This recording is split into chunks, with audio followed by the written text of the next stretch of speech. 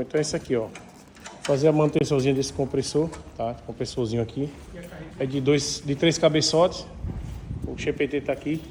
O Nandinho, meu parceiro, da manutenção. Vai tirar essa proteção aqui que já foi danificada aí, né, Nandinho?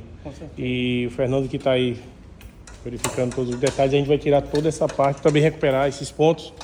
Então, fazer uma parte da revisão elétrica também é necessário, né, Fernando? Sim. Fazer a revisão elétrica e fazer os testes. Essa correia também vai ser trocada e vamos fazer a parte de fazer um regulador nesse ponto, né, Fernando?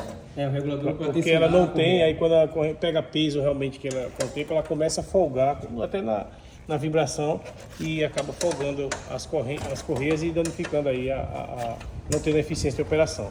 E pode também danificar o alinhamento das correias, né, Fernando? Correia da polícia. Então a gente vai fazer todo esse trabalhozinho aqui e fazer a manutenção completa de todo o equipamento, tá? A carrocinha dele aqui, que ele é móvel. É isso, tamo junto.